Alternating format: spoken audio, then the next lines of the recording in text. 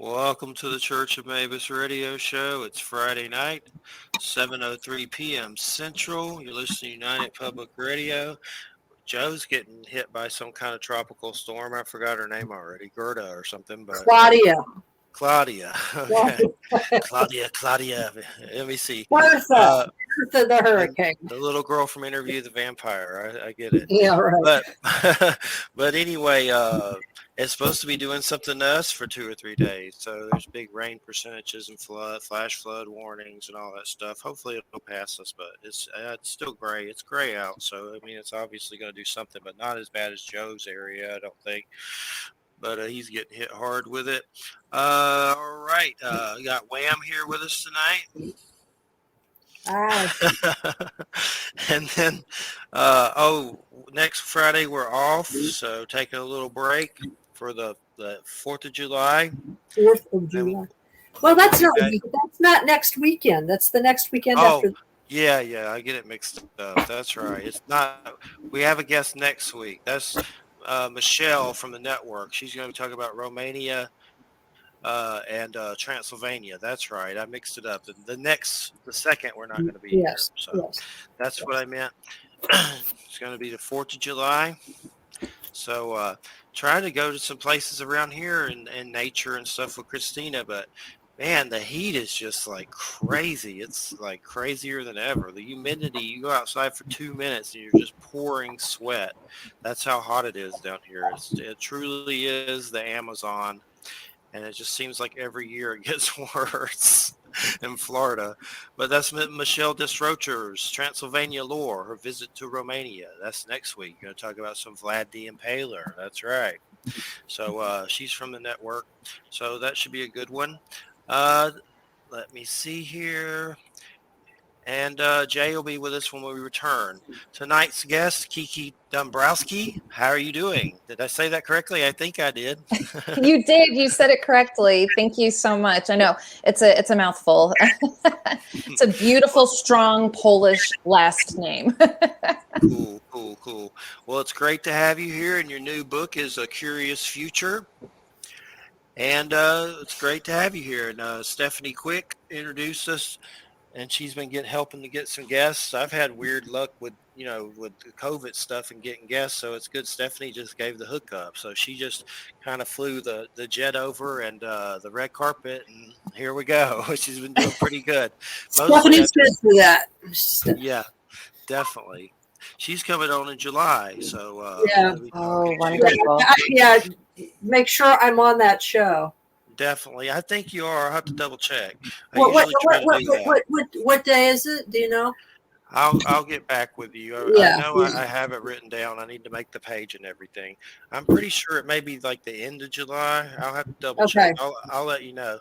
But she's supposed to be gathering info about pet afterlife stuff for my misery of missing my dog that passed. And then who knows what else will go on. But that's part of it, a little part of it. She's just doing some research and stuff for that. So throwing a show on that.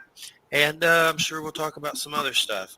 Well, Kiki, your book, A Curious Future, it just came out or it's about to or something. Something, yes. It's available for pre-order right now. So you can order it. The official release date is July 13th. So that's coming up super quick. That's right around the corner. So what about the giveaway? Do you want to talk about that before we get started? Yeah, sure. Absolutely. I was thinking that we could do a giveaway for your Facebook group because it's such an active and wonderful community. I could go ahead and I will just post a nice photo that just says giveaway. Anybody that wants to be in the drawing to win a free copy of A Curious Future can leave a comment. And I don't know, I'll do a drawing in a couple days, maybe on a Sunday or Monday. And, whoever wins, we'll get in touch with them and send them a book. So they just have to leave a comment or what? Sure. Okay, cool. Do you want to make it more challenging? We can make something. We could quiz them. I don't know. If something comes to mind right now, my head's pretty blank, but if something comes up, let me know. If Wham, you think of something, but a comment, I don't know right now, but maybe something will come up. If y'all think of anything, let me know. But either way, whatever you're comfortable with. So I look forward to that for sure. Yeah. And if you can, just give us, the audience, a little bit of background from you, like your bio, so to speak. My bio. Just a Okay. little bit. How did you A get little into one. these subject matters? He always makes you do your autobiography. That's That's totally bit. fine. Yeah, I know. And it's like, well, where do we start? Origins. Yeah, I know. Well, I always feel like I was a little bit unusual. I, always, had a more otherworldly touch. Even as a child, I was the kid that always had imaginary friends. And I kind of stumbled into divination and witchcraft early on. So it was even when I was about 13 years old that I started to work with tarot. Obviously, I wasn't reading for clients at 13 years old, but at that point I started to study it and really become devoted to the idea that we could use different tools and methods to be able to engage with things that might be beyond our five senses. So very early on, I became involved with that. I started studying witchcraft, and at this point, as you guys know, I'm turning 40 tomorrow. So it's been quite a long time that I've been, acquiring information and research on all different types of divination and methods for not only predicting the future, but receiving different messages and information that maybe divinity or however you want to phrase that is the universe is sending to you. Definitely. And I know in your dedication, Jessica Robbins, she was an amazing woman who always supported my writing and correctly predicted future events at the time of my birth. Who is that? That is amazing. I'm so happy that we're giving a nod to Jessica.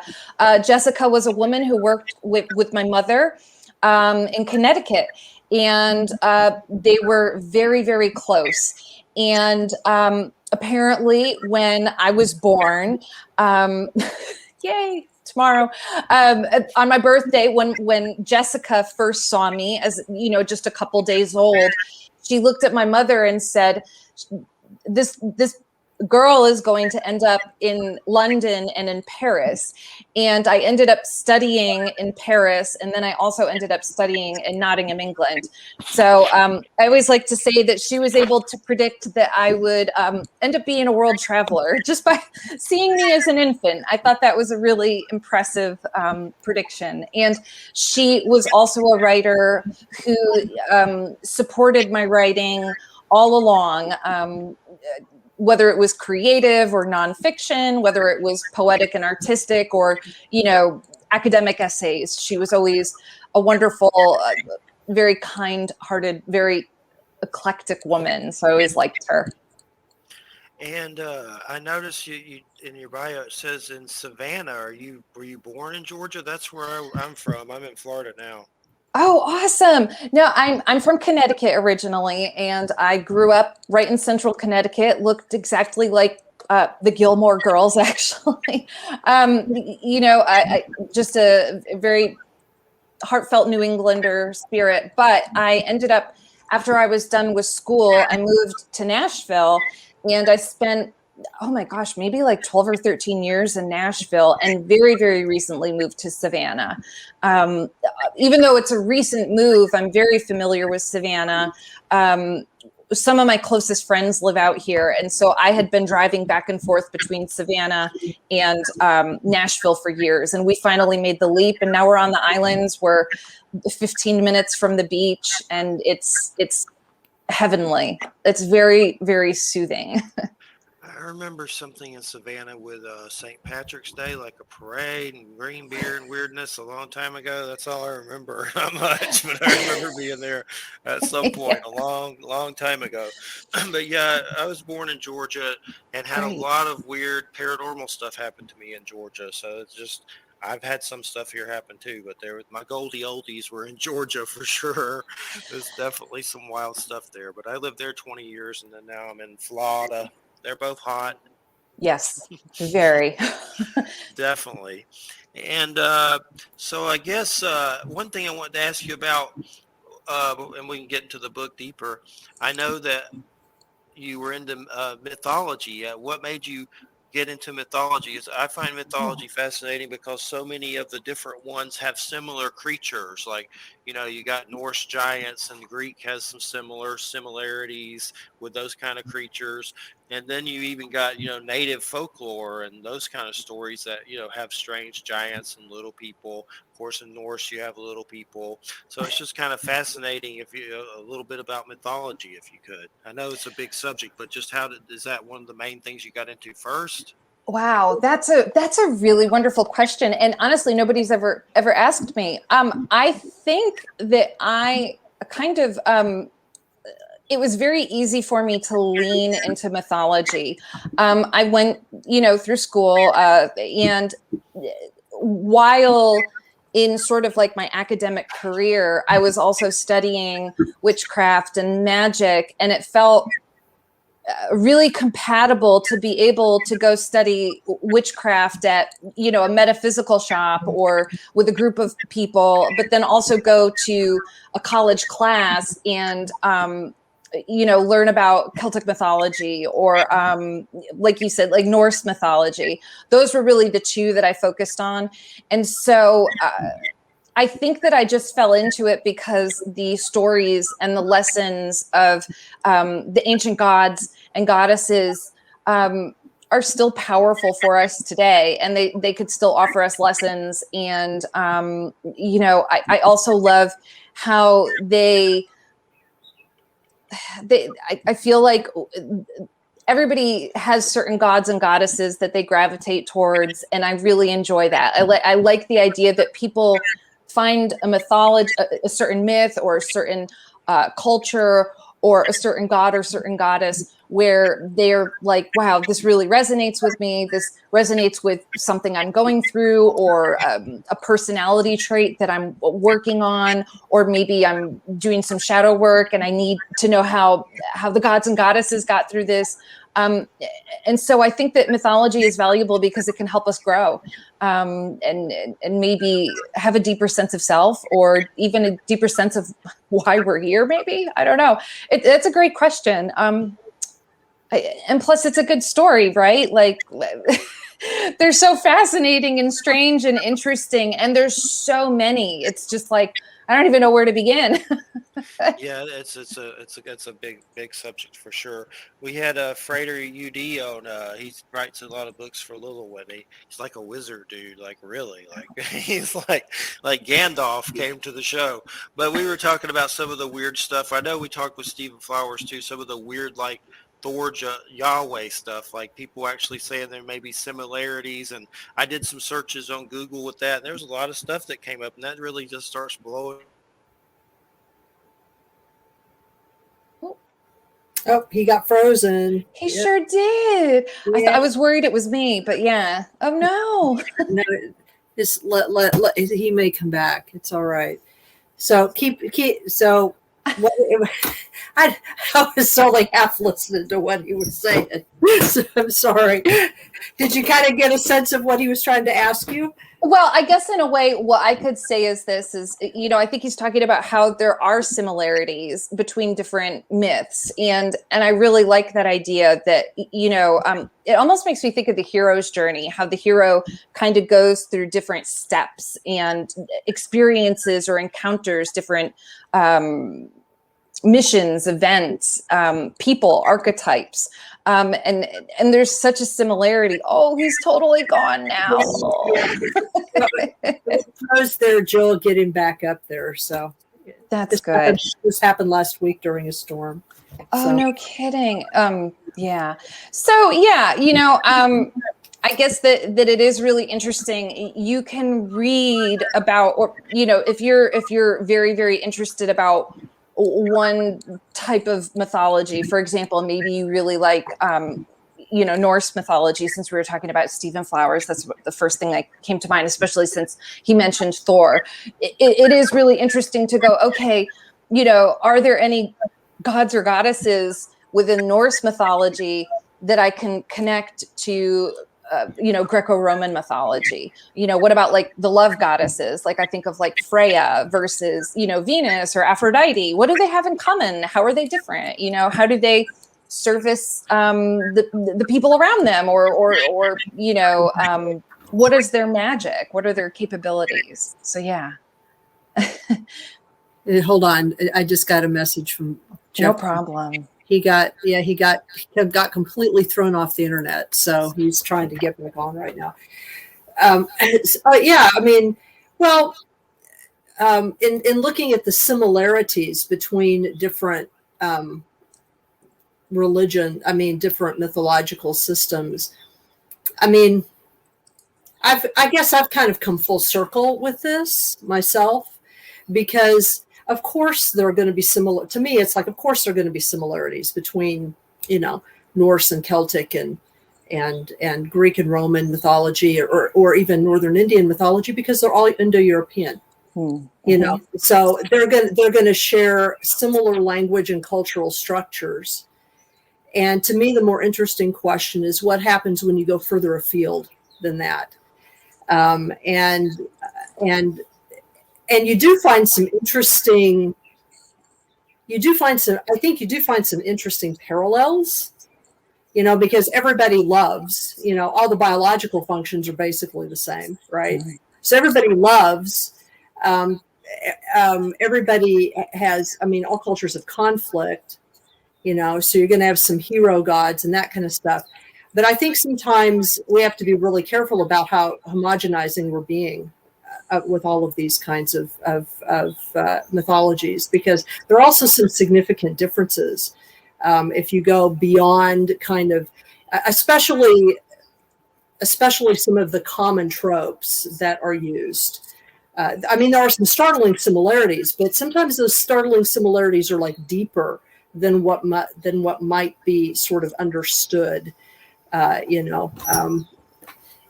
so that, and how does that play out then in the divinatory systems that you've looked at in your book, and how those divinatory systems may reflect both similarities and some differences, So I don't know, because I looked at your book and I read chunks of it, and because I got like a preview copy of it, and you pretty much cover the gamut of what is most, I guess, commonly thought of as divinatory practices. So of those practices, which did you think were the most interesting or maybe unusual for your experience? That's a great question. And I love the comment that you made about how, we still have to recognize that even though we see some overlapping similarities between, mythologies, that they still come from different places and different regions. And yeah, thank you for that. That's awesome. And oh gosh, my favorite divination or most interesting, and I'm pausing because the reason I'm being quiet, I'm just really kind of going through the Rolodex, because I really had such a fantastic time working with all the different divination. And so I guess that, okay, I'm going to talk about the bones and the trinkets, because that's something that I really found to be fascinating. And it was something that I had never tried before. It was something that was brand new to me. And just, to give a little bit of a background to the listeners, bone and trinket kits, and I could actually have mine in front of me. Cool. So there are, and I should preface by saying this too, that the book is meant to be a gateway into divination. Right. It's really meant to help you explore and think about, wow, I really like X, Y, and Z, therefore I'm going to go off and really deep dive into X, Y, and Z. And so for me, the bone divination is something where I highly recommend that people just explore the different traditions and styles that are out there that go along with bone and trinket divination. And I'm just kind of going to, I just make sure that I get her name correct. So there's her name's Michelle Jackson, and she is somebody that writes about bones in a book called Bones, Shells, and Curios. I highly recommend that book as well. But for me, what bone and trinket divination means is I would collect various trinkets, various ethically sourced bones, and put them together into a kit. So trying to think of, here's an example. Like I'm going to hold it up really closely. And sorry, I'm getting my nails done tomorrow, so they look a little. I didn't think I was going to be doing like hand modeling. I bitten off nails here. Oh, so this is like a raccoon tooth. And let me find another fun one. This is a coral crystal, a crystallized coral fossil that I found in Tennessee. And basically what I did was I assigned a divination interpretation to each of the trinkets. And everybody has different methods for, sort of like casting the lot or picking out different divination pieces. But for me, what I do is I have a whole bunch. Serious. Yeah. Are you holding a divination kit right now too? Oh, no, I just, when you were talking, you reminded me of something. So go ahead. Cool. Go ahead. And so basically what I do is I gently, and I say gently toss because I don't want to break anything or damage any of the pieces, but I gently toss all the trinkets into a circle, and anything that stays within the circle, I interpret where they land, and also keep in mind what each of the little trinkets means to me to give a reading. I think for me, that was the most interesting because it's such a personal kit, and I love tarot. Like tarot was my first love, and it's something that I'm obsessed to talk about. But the bone and trinket kit felt extremely personal, and it was really easy to connect with it because each thing was like this very, very personal thing that I added, like a coin that my father gave me from when he lived in Italy, what else do I have in here? I'm obsessed with Shenandoah, and I have an acorn from Shenandoah. So I'm just sharing examples because the bone and trinkets can be an opportunity to use things that have this highly charged memory in them. And not to mention too, when you're working with bones, you're working with spirit and essence from an animal that once lived here with us on planet Earth. And so I think that's really powerful as well. So it's probably a long-winded answer, but that's probably my favorite or the most interesting one that I wrote about or started to dive into. It's become a really like a favorite kit of mine to kind of reach towards and see what lands. Yeah, well, that's interesting that you say that because I've been working. I mean, I have been working with some indigenous teachers here where I live in New York, and they, there are some specific methods of divination that are traditional. Yes. That they use, but there are also ways in which they talk about and teach, I guess, what one of them calls sort of natural divination, which is just sort of reading the signs of things that come to you in nature. Like one of my teachers has really introduced me to, pretty well introduced me to the methods of reading birds, the birds that come like into your yard or into your vision, and seeing the patterns of them, because at least when you start doing that, you'll start to see that birds don't just sort of haphazardly stop by.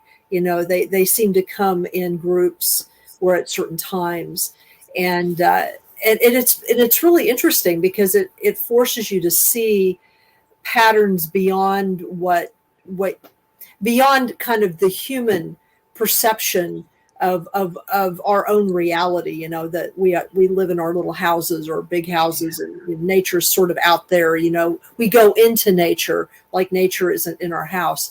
And when I start, and I've started doing that with other animals too. And I actually started doing it years ago with spiders. Spiders come and talk to me about stuff.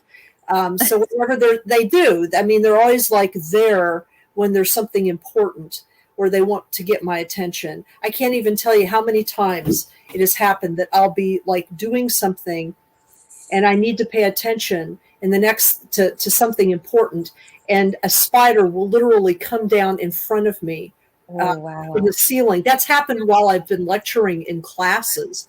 And all of a sudden a spider will come in, and I can remember once I just stopped the class and I said, I'm getting a message. and just, they watch me just take this spider and put it over here. But it was, it's really interesting tuning into animals like that, because I do think that the universe talks to you all the time. I love that. You just have to sort of pay attention to it. That's fantastic. And I think that's really fascinating that you're learning to observe, birds. It's ornithomancy. And do you find that there are certain birds that represent certain messages to you, or do you find that there are certain flight patterns or songs that you hear that represent special things? Well, it's mostly the way in which it's the manner in which the birds appear. Mm-hmm. I have a very strong affinity for raptors, and a lot of times they will do things like fly in front of my car or fly right over the top of me or something like that. But then there are other birds too. So there's been this one, I don't know what kind of bird it is. I haven't seen it yet. I haven't heard it before.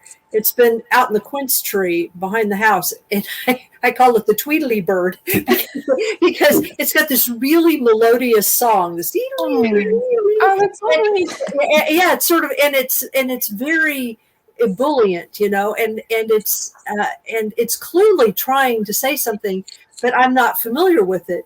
So it's been doing this for several days. So whenever it happens, I go outside and I just sit there and listen to it to see if I can. First of all, I want to try to see it, because if I can see it, then I can I know what it is, But it's been out there for a while, so I don't know. It's telling me something. It's a happy song.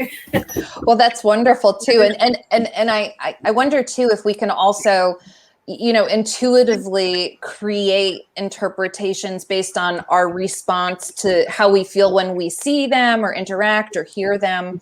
And so, to have that response of, well, the song is really beautiful and it's happy, that must be an encouraging and positive message. Well, yeah, I mean, I've been happier lately for a variety of reasons, which is probably good. Yeah, I haven't been happy for a while. So I look, every morning I hear the Tweedly bird. That's why I refer to it as the Tweedly bird. I like that. I'm maybe in the next edition I'll write in, if you hear the Tweedly birds, it's a good sign. The other thing that I encourage people to do, because I've done this, is I get together with friends and we'll do, we'll sort of, they're not really, I guess they're sort of divination. They kind of become this, but we'll talk about what's really been going on with us on a deeper level. We'll just bring a bunch of magazines and newspapers and stuff, and we'll spread them out, and then we'll make little decks with pictures that we find that express certain aspects of the way we feel about our lives right now, and then we'll share them. And sometimes they do sort of become decks, in other words, they I have one here that I did, and I do really weird things. I don't know if you could see this. I like that. But it says at the top, it says someone else's underwear. Because that was reflecting a sense of alienation that I had about something. And then this picture here, right? This is, one of those things from Yellowstone, and one of those geyser things. And the caption says, "Wanting to leap, but you'll die." So those are the kinds of things. Or this one, I came up with this represented where I was at the time. It says facing cereal, and then the next one was being cereal. Oh my God.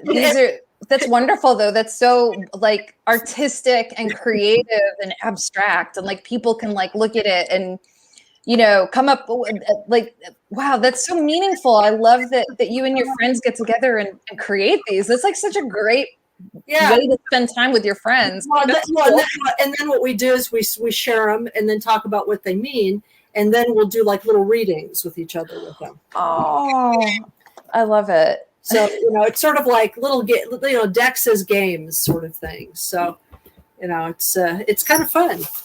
It sounds like a good time. That sounds like a good get together with friends. Oh yeah, alcohol makes it even funnier. Yeah, I could imagine. It gives it a different a twist, I guess. So Jeffrey, can you hear us? Are you back? I've returned from the murky depths. I don't know. Last week I was having trouble with the internet too. I don't know what's going on. I'm going to have to move to I'm on a laptop, so eventually I'm going to move to the desktop probably for next show, and then I'm going to probably get a new mic. But I don't know. Maybe it's because it's real gray outside, and sometimes it disconnects.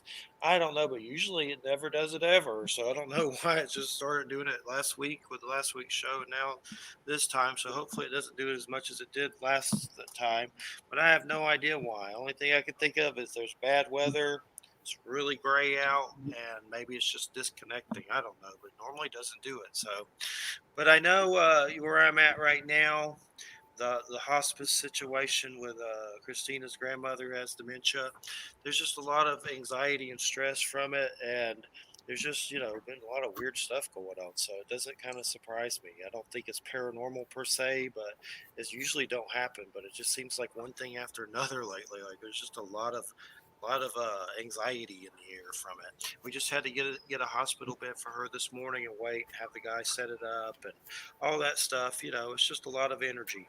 And but nonetheless, I noticed in your book, Kiki, that there was a stone called Merlinite.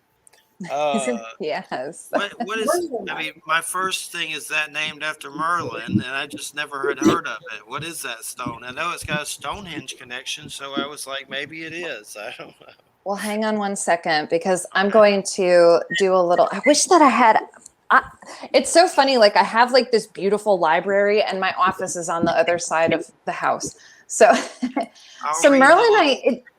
It says it's from Robert Simmons and Book of Stones. Mm-hmm, mm-hmm. Yeah, that's a great book, by the way. That is like oh my God, I could see it over on his shelf just outside. So Merlinite, and I have so many stones, by the way. So I'm sorry that like I have to like jumpstart my memory. So Merlinite, it can part the veils between the visible and the invisible worlds, opening the doors to deeper intuitive abilities. And, the reason that I connected it to Stonehenge is just because of the name. That's probably one of the naming conventions. I'm actually just kind of looking right now to see if it's called something else. But the reason, so I have a lot of bluestone that I've collected, and bluestone that I have comes from Wales, and that's what they created Stonehenge out of. So just to have fun, I always say, if you really want to have like a very like Stonehenge Arthurian vibe going through your house, you could create a crystal grid with Merlinite stone,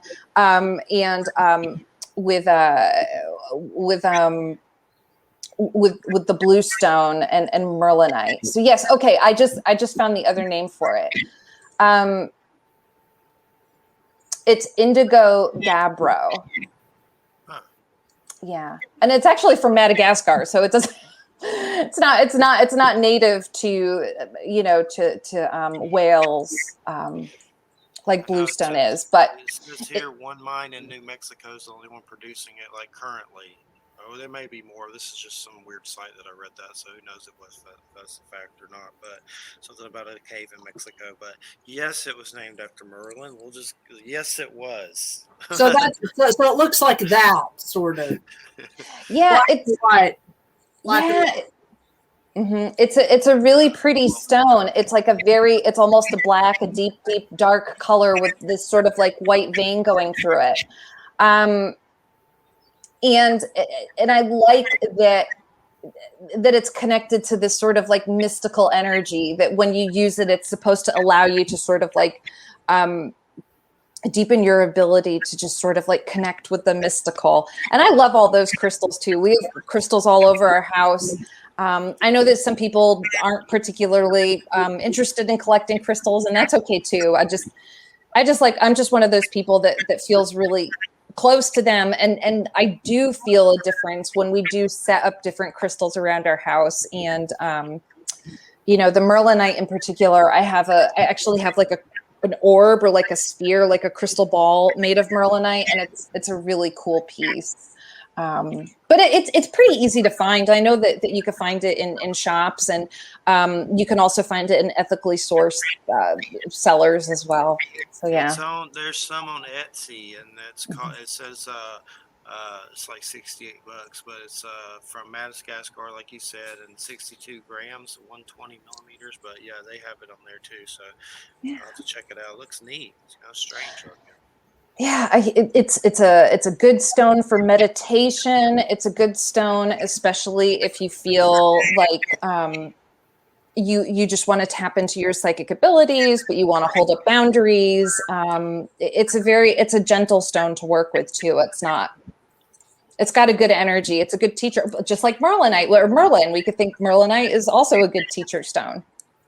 Yes, definitely. And I know you're into the tarot and do readings, and did you do that for a while? What are some of the decks you use, and when did you start looking into that? I collect decks myself, and like those weird oracles and stuff they have, and all that stuff. Like, I have a lot of cool Norse oracles that are really cool. I have a bunch of those. Oh, that's great. Yeah. I love collecting tarot. It's kind of interesting. Well, and I always have some cards around me. And so I specifically work with the Rider-Waite Smith, and the edition I have is called the Smith-Waite Centennial. The colors are a little bit more muted, and I like the back of them, but I collect also, just like you. I have so many tarot decks. I have everything from the Thoth to the Golden Girls tarot. So, and I think they're such a pleasure to look at. And there are certain ones that I feel drawn to working with at certain times, just based on, maybe the season or the lesson that I want to work, or, the sort of lesson or the imagery that I want to work with. But I tend to be, I'm a Rider-Waite Smith kind of gal. Nice. I have a scary tarot. I think it's Donald Tyson. It's like Necronomicon. I'm scared to use it. I think I've used it a few times, but I don't. It's one of those you're like, why do I have this? Oh, this is creepy. Yeah. Yeah. Like if you could think of a subject, there's likely a tarot deck for it, right? Like there's a tarot deck for everything. And Looney Tunes. What? Yeah, I was gonna say that. That's what there was one there. The Looney Tunes cartoon. I think Frater posted that. Ralph. Yeah. He posted it, and I shared it. It was saying we need a Looney Tunes tarot. The Looney Tunes tarot. The Coyote and Roadrunner and all that kind of stuff. Oh my God, that would be hysterical. Yeah. There are really just some fun, kitschy decks out there. There's one that's on, we were talking about Etsy with the Merlinite. There was a deck that I saw on Etsy. It was like, that's the 90s tarot deck. And Fresh Prince of Bel-Air was in there, and Saved by the Bell and all sorts of awesome stuff. I'm a 90s girl, so that was a really fun, nostalgic deck for me. But I think that when I'm working with clients, I don't necessarily think like I'm going to use the 90s deck. Not that that's a problem. I'm so devoted to the symbolism and the sacred space that Pamela Coleman Smith created in the illustrations of her tarot deck with Mr. Waite. So I just tend to use that. And there's just so much that I feel like when you look at the imagery in perfect divination fashion, you just look at the imagery and you start to have this sort of like psychic or intuitive download of like, okay, this is what this means. Like, it's just such a strong pull. I don't know if I'd get that same feeling with the Golden Girls deck, although that's like still one of my favorites. One of my favorites, and is a legend, the Arthurian Tarot. And it's from Lillywin, and It's from 1997, but it's just this really cool King Arthur one. But I actually had one of mine get messed up, and I lost it. So I went to go look on eBay for it, and it was like really expensive now. Like some of those tarot decks go up in price, like you can't find them. I finally found one pretty cheap, but it wasn't pretty cheap, maybe like $80. This is a long time ago, but I was like, "What?" When you go back and you look, and they're hard to get, and you can't find them anymore. That gets rough for sure. I know. It's so true. It's so funny. It's like this sort of like weird thing. If you end up being a tarot collector, it ends up being actually, it could be an expensive hobby. Those hard to find or those out of print tarot decks, they get up in the hundreds. Like it's really exciting, I guess. I mean, shocking depending on, Not you for the know. wallet. Hmm? I said not for the wallet, though, for sure. Yeah.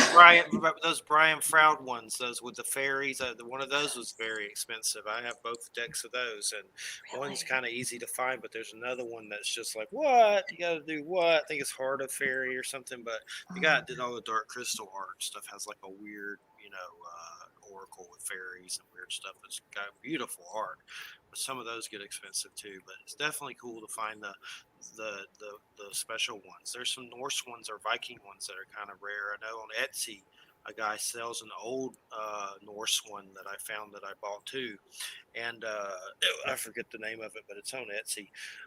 So I guess you use the tarot you mentioned, and so I guess I'm just kind of skipping around. And divination, was tarot one of your first ways of divination that you first kind of messed with? Absolutely. Yeah, 100%. And I found divination through television. So it wasn't really a mystical or romantic encounter with tarot unless you're a 90s kid like I was. There was an episode of My So-Called Life that featured tarot, and I just felt very inspired by it, and said to my mom, "Can I have a tarot deck?" And she took me to a new age store down the road, from where I lived, and the people working there were very generous and patient and helpful. And I really hold a lot of gratitude for them because, I think that it's really important to have, kind and open-hearted teachers guide you into tarot, and just say, well, hey, let's get you some really good books. And this is a really, they gave me a copy of the Rider-Waite-Smith. And, because there's so many books about the Rider-Waite-Smith, and they really started me on my path and in such a powerful and positive way. And I'm so grateful for that. So yeah, tarot was definitely the first one for me, and most definitely, my first love. But having the other forms of divination is important too. While I love to read tarot, I know that there are some people that are not particularly interested in reading tarot.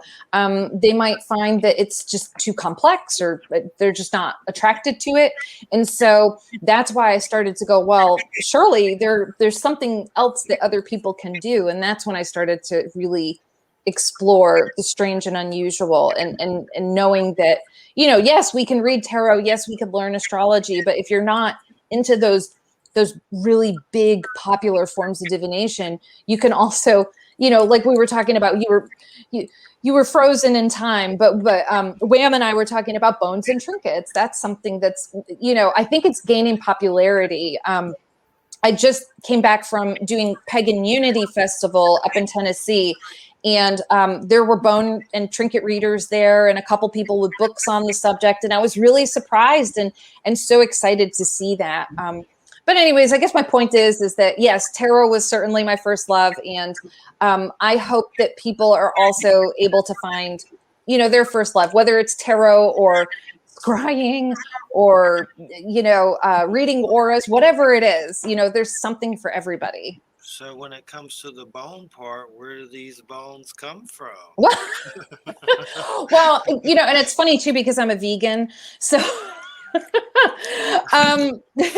So actually my bone and trinket kit is more trinkets, and it like I'm holding right now this is actually a piece of deer bone, and I found this while camping. You know, and so it's not like they were.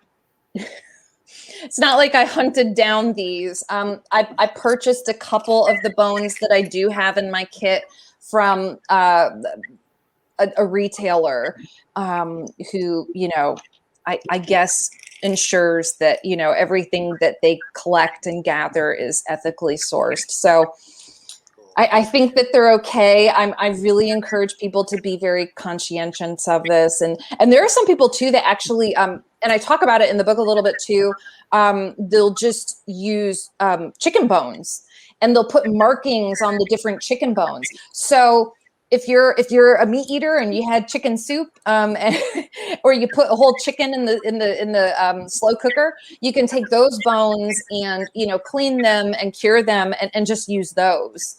You don't need to go out and like snatch a sweet coyote from nature and just because you need that in your kit. Have you seen the Norman Bates Bone Oracle kit? I'm kidding. I'm joking. But for some reason, I was thinking about him in taxidermy. But it's fascinating. God. I've heard of like bone runes and stuff like that. What were some of the other divinations that you started to get into after the tarot? What did you move on to next? Well, thank you for asking. I love how I've never been asked these questions before, so I'm like, wow, that's great. Let me think about it. So some of the things I got in. So the first one that comes to mind are runes. So it's interesting you had Stephen Flowers on, and while I love runes and feel like I know a bit about runes, I'm sure that Stephen Flowers probably has a lot of, you know, knowledge and wisdom as well. But for me, runes were really powerful because I was in school and I was studying Norse mythology, and at the same time, I was like, maybe I'll take up runes as well. So that was a big deal for me. And then I would also say too, I was really fascinated with automatic writing, and this is a really weird story. I don't know if I've actually shared this story on an interview at all, but not only automatic writing, but like automatic drawing and automatic music. This is a really weird story, but I'll share it. And I hope you don't mind. Okay, yes. This is kind of cool. Yeah. Okay. Well, so, you know, I was brought up in a very, very religious house, which is part of the story, but, there was a piano in the house, and I was just very naturally inclined to, you know, being able to play by ear, but I wasn't very good. You know, I couldn't do, you know, the two hands at once, and I couldn't read music, but I still loved the piano. And I remember one day I went to church, and I probably didn't go to the class I was supposed to, but instead went to the hall wherever there was like a musical hall where they had, you know, set up a piano. And I sat down and tucked into the piano and played like I don't even know. It wasn't me playing. Like I felt like, I always say it was like automatic. It was, it was like automatic piano playing, and something was playing through me, and I was able all of a sudden to use both hands and play this very otherworldly melody. And it was to the point where I played so well that somebody walked into the room and said, how are you doing that? Like, this is beautiful. What song is that? And I thought I was in trouble. And I was like, I don't know. I just played the song. I just played the music. You know, I'm just playing around. I'm tinkering around on the piano. And she said, oh no, well, keep playing. It sounds beautiful.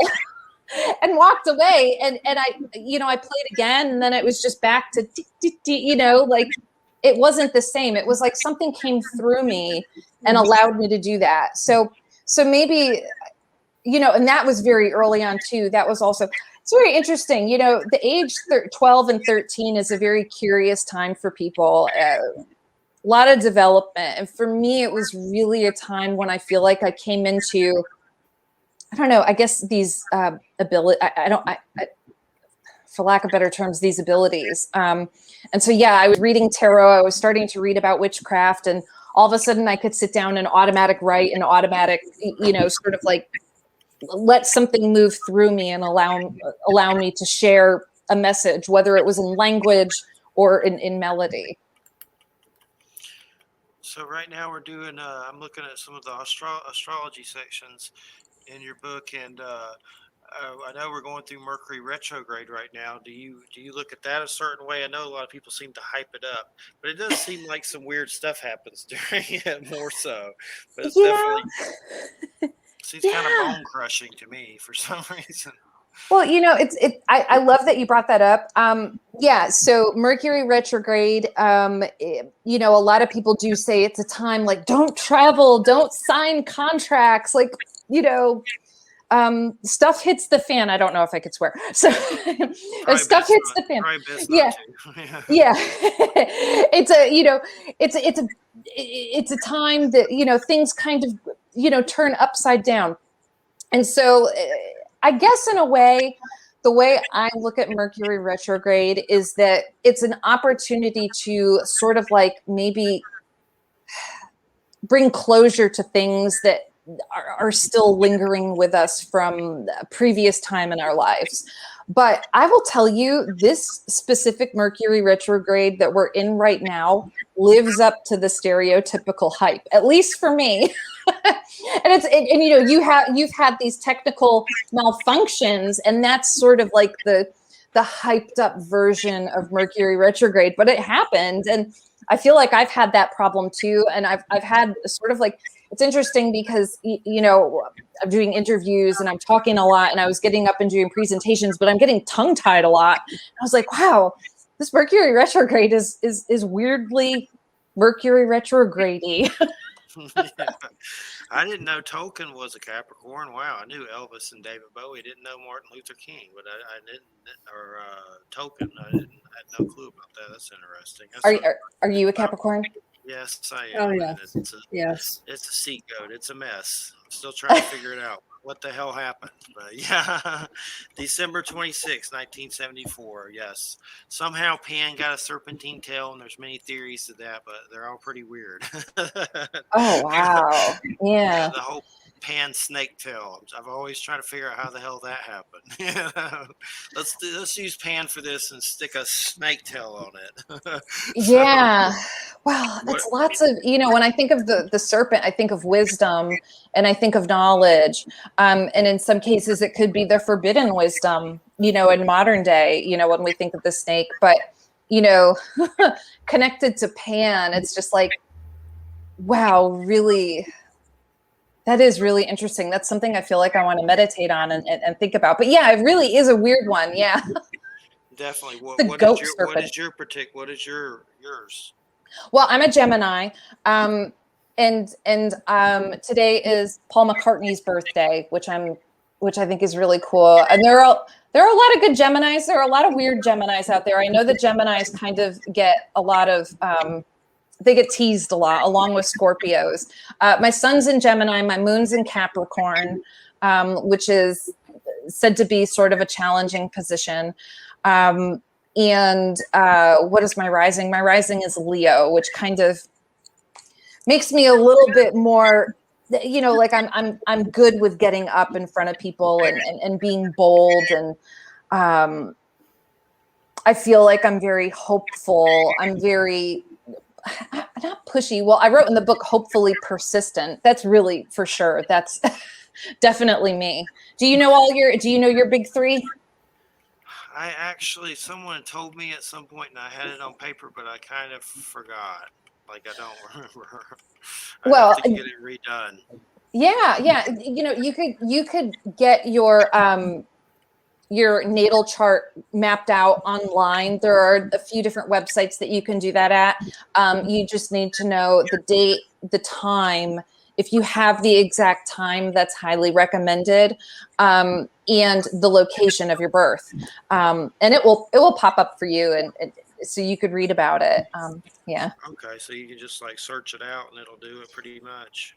Yeah, let me find the website that I like. Okay, it's Cafe Astrology. Yep, cafeastrology.com is an example, but like you could probably just like plug into Google too. Yeah, we should say generate natal chart, and it'll pop up about 10 sites. Absolutely. Now, I mean, they'll generate it for you right there. Now, if you want any stuff done with it, they'll charge you for it. But just getting the chart itself is really easy. Yeah. And I also recommend too, seeing if you want your natal chart read, sitting with an astrologer, because they're able to really hone in on stuff that I don't even go in. I'm welcoming you to astrology and giving you an opportunity to glimpse at like some of the big things. But when you sit down for like a reading with an astrologer, they can like look at like where things sit like degrees wise in your chart, and looking at the angles of how different signs interact with each other. It's really incredible. So I think that's important to keep in mind too, even when you like look online at your sun sign horoscope for the week.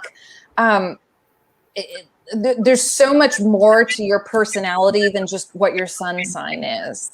Yes. So. Yes. I'll look it up more. I know someone did it a long time ago, but I was trying to find it because I had forgot. Could have sworn maybe something with Sagittarius or something. I'd have to look. I know you mentioned meditation a lot, and I'm always still trying to figure out meditation, and I think I do it, but it's just kind of it's kind of like you just kind of focus within, and I'm still kind of learning. I guess that's what meditation is always learning or expanding, so to speak.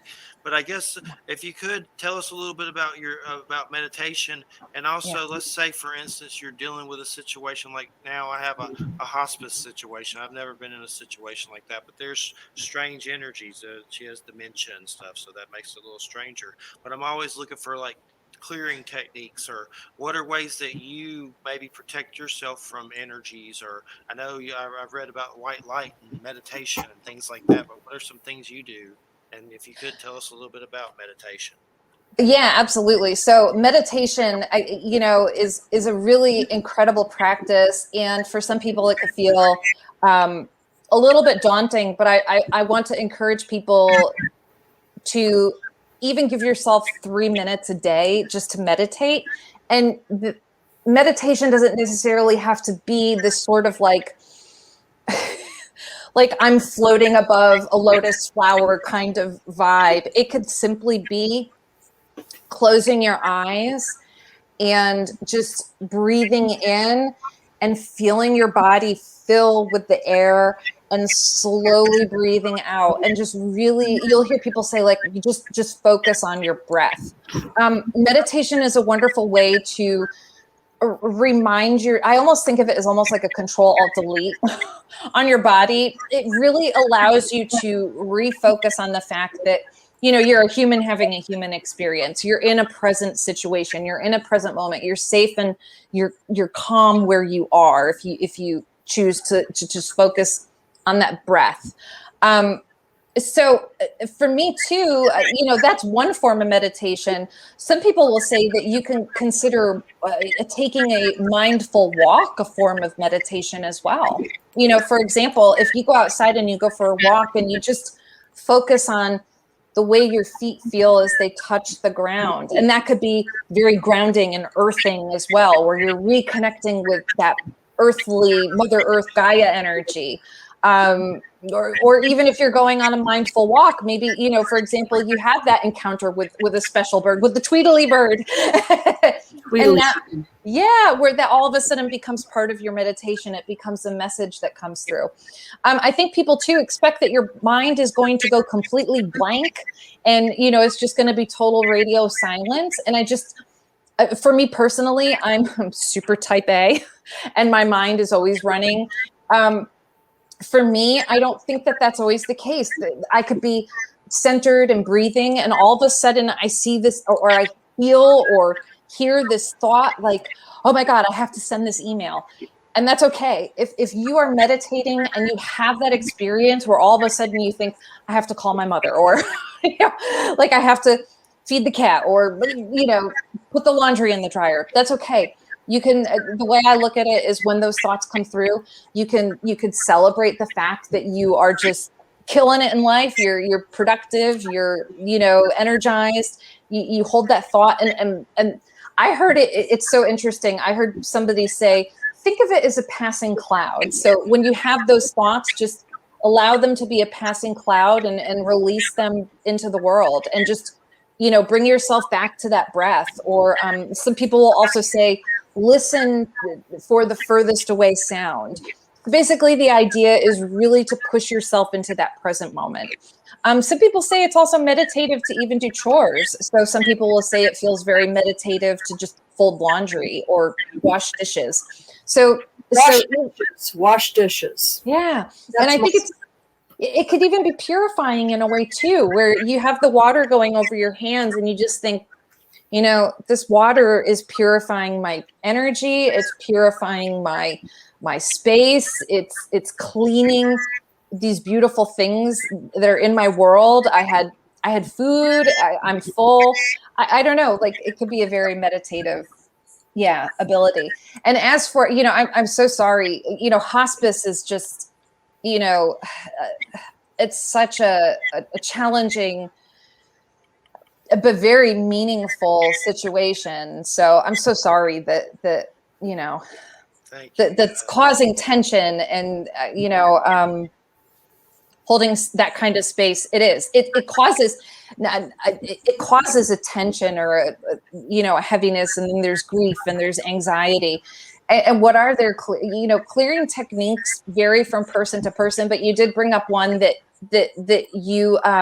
is very commonly used. It's more of almost like a protection bubble. People call it the white light bubble. And it's almost like a visualization exercise where you can close your eyes and maybe you're doing that meditated breathing, but what you can visualize is this sort of like bright white light energy surrounding you like a bubble and holding you in a place where you're protected from the muck of the outside world. It's sort of a way to have like an energetic force field around you.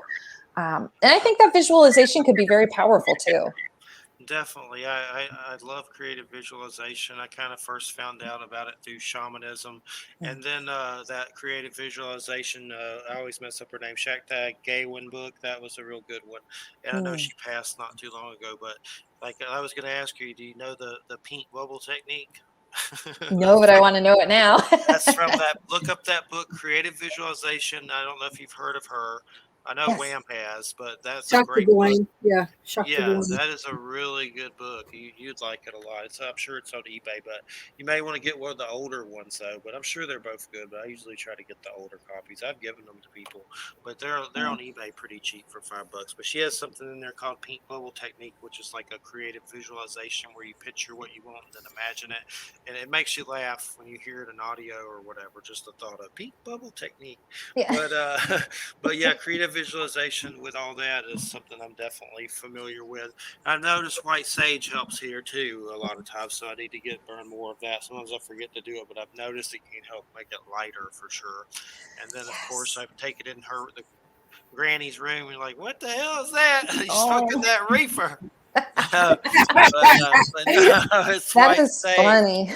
But yeah, she's had a thing for smoke, like with weed and stuff. So, but anyway, she's in the hospital bed, and she's 90 something, and definitely, I mean, some days are just like, wow, you just think that's it. She's gonna go, but then she's right back. Yeah. And sometimes she's kissed my hand, so it's an honor. And then the other times it's like she's so out of herself from, I guess, dementia, that she doesn't have a clue where she is. A lot of times she just don't know where she's at all. You have to tell her.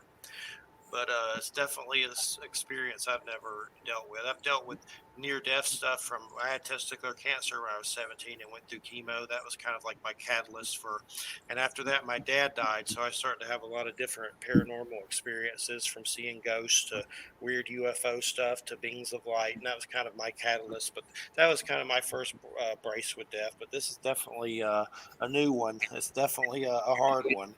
Yeah. Me and Christina are doing it. So, but as far as meditation, you say meditating with clairability. Is that like your gifts, like different? What do you mean by that? You mean with like all the different clairs? Like, what are your clair abilities? Yes. Yeah.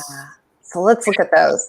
Yeah. So and I think when I say clair, it represents different types of ways people receive psychic information.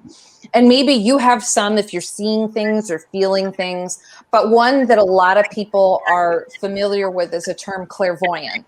And clairvoyant represents being able to see something psychic. So maybe whether it's in your mind's eye or if you have your eyes open and you see something, but that clairvoyant message is meant to be a visual representation of a psychic message.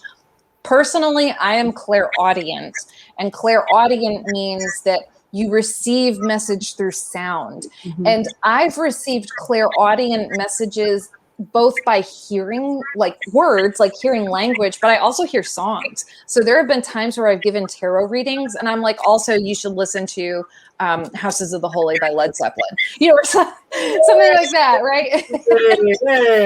Yeah, but going back to the idea of birds, I wonder if there's some sort of message we have to all follow up with, since we've brought birds up a lot during this conversation. But I'll always say, like, a little bird came to tell me X, Y, and Z. Like, I'll hear certain messages. I also channel, and because I automatic write, I don't even know if I automatic write like the instructions that I give in my book. Like, I almost hear what I need to write down, and then I like furiously, like, and very quickly, like, write out the message. So that's a form as well as that clairaudient. There's some other really cool, like, clairgustance is clear tasting. That's when you can taste something, but there's nothing in your mouth. I wonder, I also think of like, I'm going to try and say it. There's clairalience, which is clear smelling. This is when you smell a familiar fragrance, but you can't figure out where it comes from. And so, like, this is almost like a psychic message. And it almost makes me think of like when people are doing paranormal research and they're on, like a paranormal investigation, and they also all of a sudden like either smell like roses or perfume or cigars. Yeah, That's very that common. experience. Yeah. That experience. I had a friend many years ago. She's passed now, whose house was suddenly invaded by poltergeist stuff from another place. It didn't have anything to do with her. It's just that her townhouse got invaded with it. And one of the things that was happening were these smells, and it just sounded weird to me when she told me. But when I went to her house, that's exactly what was happening. It was like, it was so strange. You'd just be walking down the hall and all of a sudden it would be like the scent would just kind of come up your nose, and there was no source for it. Yeah. It was really weird. It's creepy, isn't it? It was very startling. And right. And there were different types of smells in different parts of the house. Like Yes. there were some cologne-y kind of perfumey smells, but then there were also like rotted meat smells. It was weird. It was so weird. And it is truly for better or for worse. I had a very uncomfortable paranormal experience at a haunted cabin that I stayed in North Georgia. And at night, I tried to fall asleep, but woke up to a terrible, very, very, very strong odor of like alcohol and almost like vomit, which sounds gross. But I mean, like, like if you've partied a little too hard and you stumble home and maybe, drank too much and fell asleep on the bathroom floor, like, like a terrible party night from like college. Like, that's what it smelled like to me. And I swear, I thought it was, like I was like, this haunted cabin, they didn't clean it. The sheets are dirty. And I got really upset. And I said, well, when I get up in the morning, I'll contact the Airbnb people and let them know they need to clean. And I woke up, there was no smell. And my boyfriend said, there's no smell. Like, smell the pillows, smell the sheets. Like, it smelled clean. It smelled like bleach. It just came out of nowhere. It ended up turning into a little bit more, but, yeah, that was my Claire sentient. I've also smelled nice things too. I've smelled roses and cologne, but that was really clear. Did Bigfoot come to mind with the odor at all? Is that something that came up? When I was there, I'm so in love with Bigfoot. Like I love Bigfoot everything.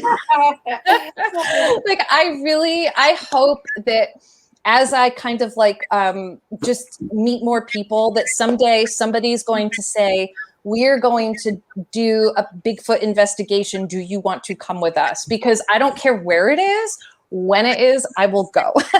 But I thought of that as well, especially in North Georgia. There were Bigfoot sightings in the area. It's an area where, people have encountered it. And there is that belief too, that you smell Bigfoot before you see him, but what the experience that I had was very human. Like somebody was there who had a problem. It was unresolved and they were still very in limbo maybe. But I've never experienced sort of like that musty, very natural wild man smell that's associated with Bigfoot. But it's very apparent when people do have that encounter, I guess. Have either of you had that?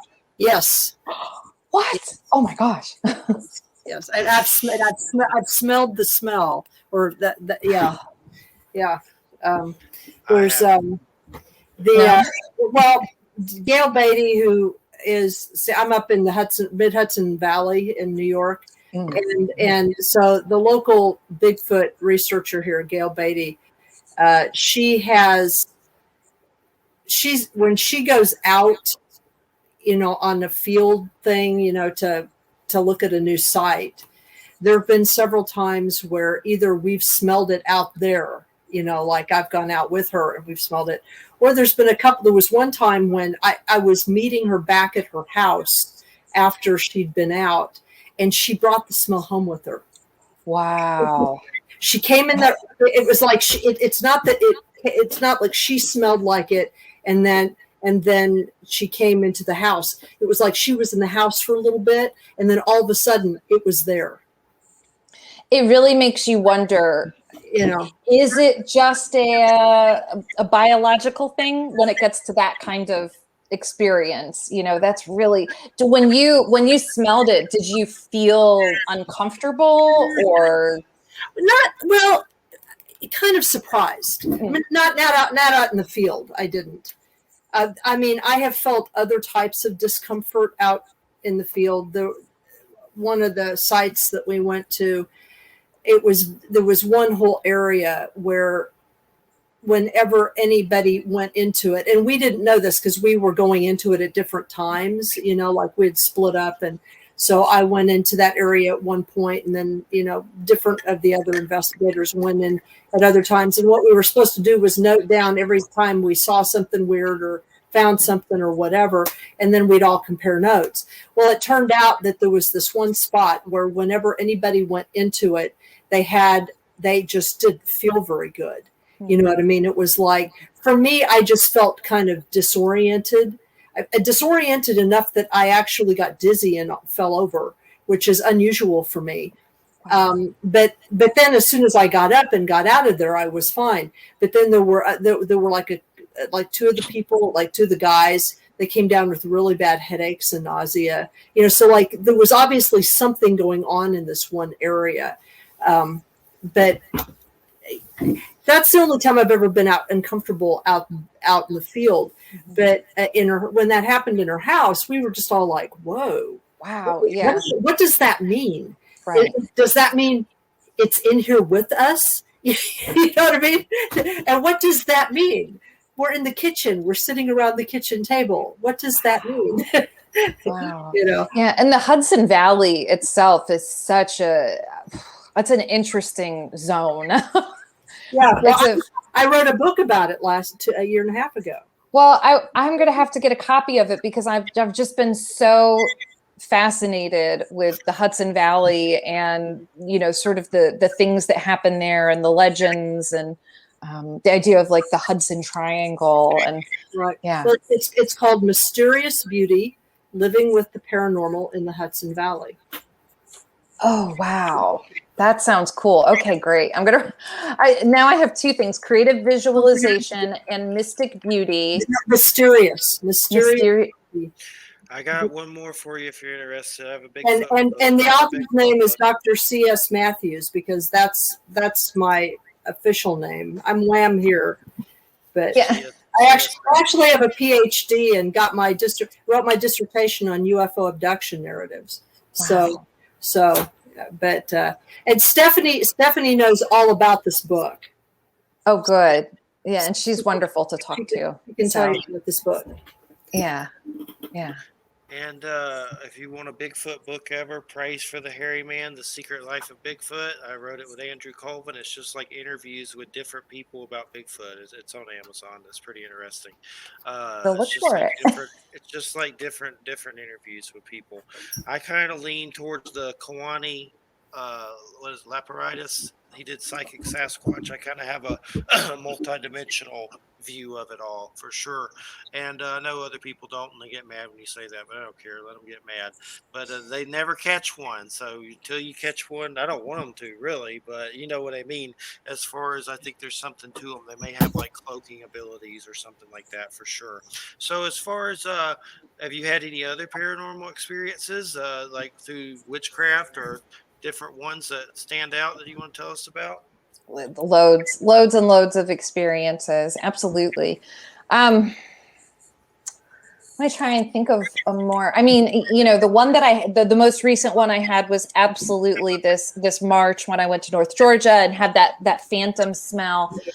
That was really profound, and it was shocking too, because I tend to be somebody who really tries to be very protective and very thoughtful about walking into things and not having negative encounters, but this was a very negative one for me. I was physically attacked, had that feeling of being held down.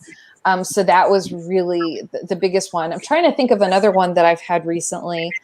I've always wanted a Bigfoot encounter. I know that some people, people seem to be very terrified of that. So maybe I don't.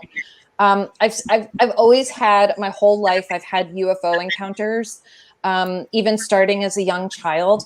When I was very young, when I was very, very young, I had a lot of paranormal experiences. So maybe I'll share this one with you. And this is interesting because it has nothing to do with witchcraft. It actually deals with Catholicism. So it's a really interesting one. I was very young. So, I mean, this was like one of the first, like, let's try and remember things as a young child. So I must have been 6, 7, kindergarten, first grade, very young. I was sick. It was like a sick kid kind of week for me. I had a high fever. I was stuffed up. I had ear infections. I had eye infections. I was just a gross, snotty kid. And I was unhappy. I was sick in bed.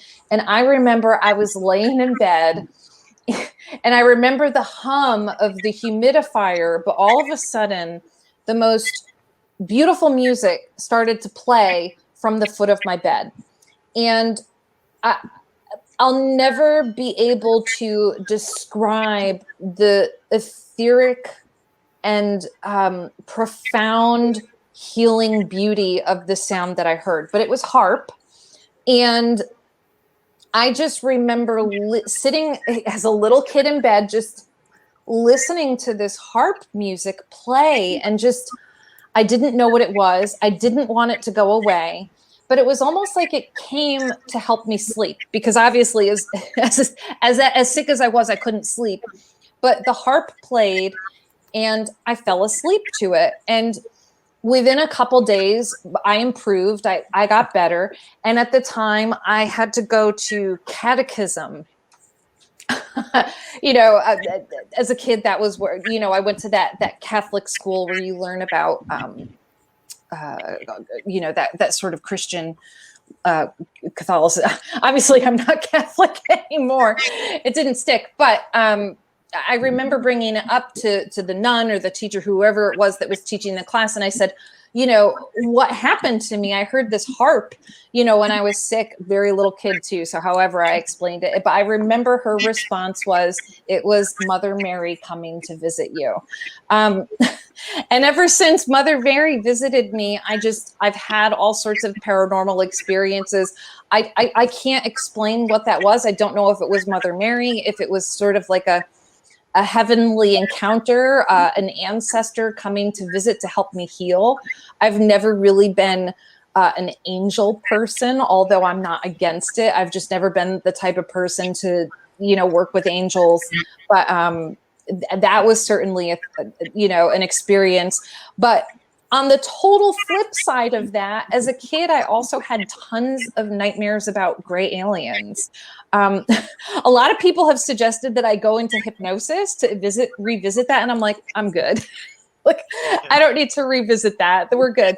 But I mean, the nightmares about these sort of like interactions with the aliens were, happening in childhood, and were so extremely vivid that to this day, like, I still remember the texture of the skin, of these things that I was encountering. Or even like I get the heebie-jeebies and this terrible drop in my stomach when I remember, being like 7 years old and dreaming about them, like kind of like levitating or like walking through walls in front of me. Luckily, I'm going to knock on wood saying this too. I don't have these nightmares anymore, but I had them very vividly as a kid. But the whole UFO thing certainly follows me. I've seen UFOs my entire life, not regularly. It's not like I go outside and go, oh, look. But very vivid experiences all the way from Otis, Massachusetts, all the way down to Tennessee. I've seen things.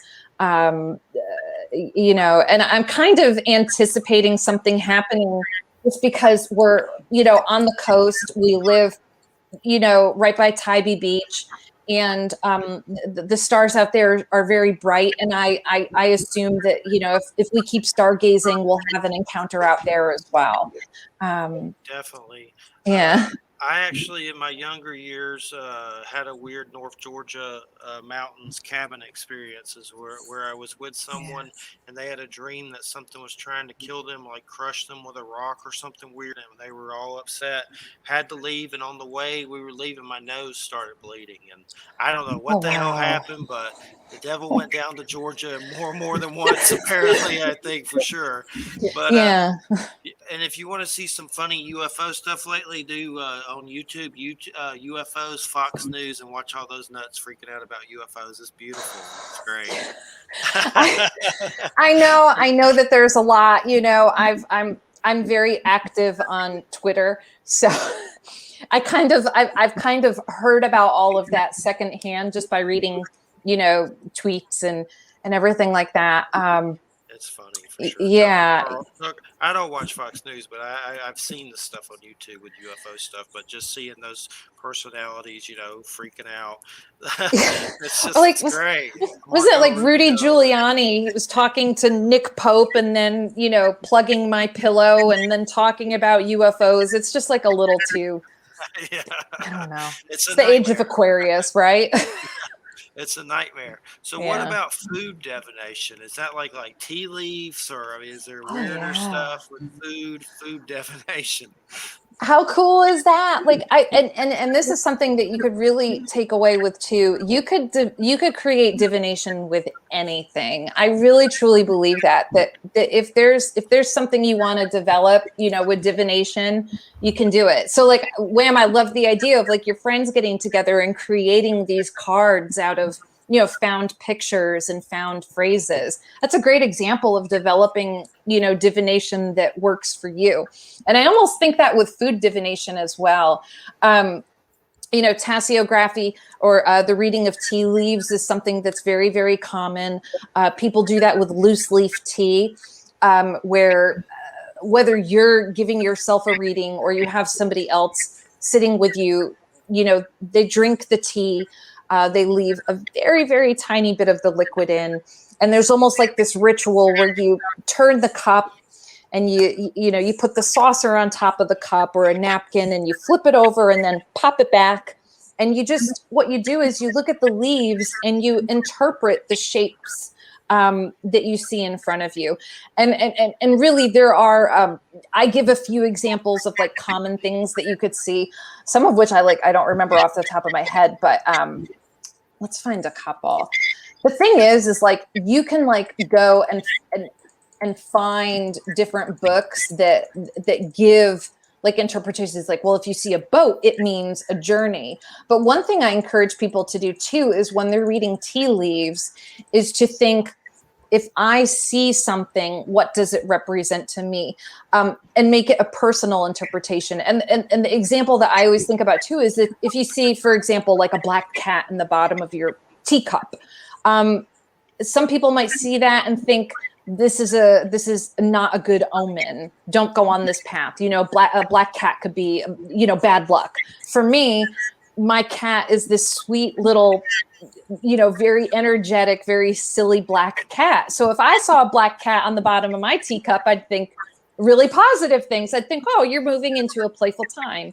And so I really encourage people, if they want to read tea leaves, like absolutely go out and find a tea leaf divination dictionary.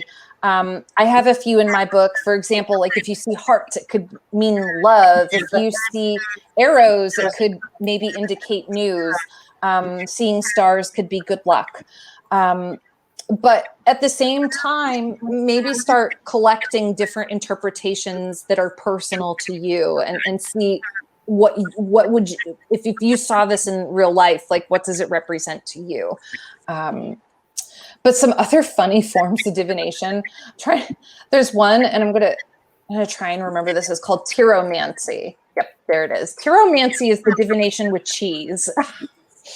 So like people, nice, right? nice, love that. So there were different ways of reading and divining with cheese.